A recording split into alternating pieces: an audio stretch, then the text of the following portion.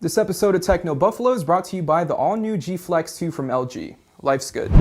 Hey, what's going on, guys? I'm Mark Sanger from Techno Buffalo, and today we'll be checking out 3 free games on Android we're playing right now. Today we're going to be using the LG G Flex 2, which is packing the latest Snapdragon 800 series processor from Qualcomm, and it has plenty of RAM to handle the most demanding games. Starting off with number 1, which is Shadowgun Deadzone. Now this one isn't particularly new, but it's a really fun game to play nonetheless, and the graphics are pretty good for a mobile game. There's no story mode, no practice mode, or even a local multiplayer mode. Everything happens online in 2 game modes. There's Deathmatch, every man for themselves, and Zone Control, which is something along the lines of Capture the Flag. Both game modes accommodate up to 12 players, and to be honest, it doesn't feel all that crowded, and the gameplay is superb, especially on this 5.5-inch screen. There's the usual movement control on the left-hand side, and the shoot, run, roll, and grenade buttons are on the right-hand side. It will take some time getting used to for the first few minutes, but once you get the hang of it, it's really easy to shoot other players. When you kill enemies, you get to spend points to upgrade your gun or unlock new guns afterwards, and this is the part that can be pretty addicting. The more you play, the more you want to unlock weapons. Moving on to number 2, which is Plants vs. Zombies 2. Now, I remember the first Plants vs. Zombies game came out on PC and Mac. I bought it right away and got really hooked. The whole point of the game is to stop the zombies from getting to your base, which is where your lawnmowers are.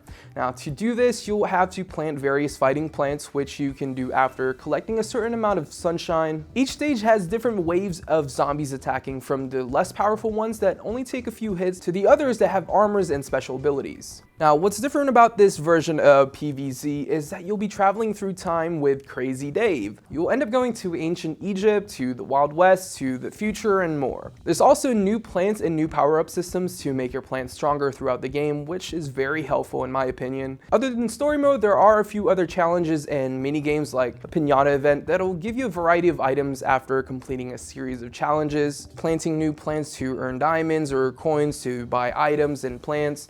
And there's a ton more you can do after you unlock stages. Overall, the game is very fun. It'll make you think quickly and gets addicting once you pass a few stages and unlock new plants. And last but not least, there's Asphalt 8. Now, Asphalt 8 is probably the best arcade racing game available for Android. It's got real cars like Ferraris, Lambos, Tesla. Yes, they have a Tesla Model S in a racing game, which is crazy.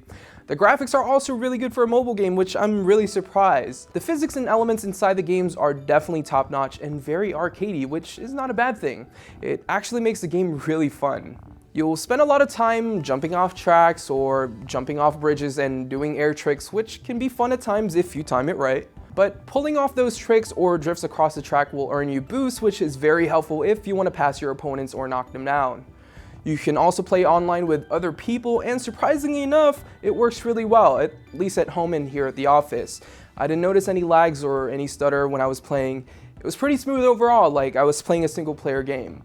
Asphalt 8 is a game I like to pick up every now and then after a long day, and when I want to relax, it's fun, and unlocking new cars and upgrading is definitely a good feeling and makes me want to play even more. And there you guys have it. These games are all free from the Google Play Store, but of course there's the usual in-app purchases in all of these games that we mentioned, but you don't really necessarily have to pay for them unless you want to.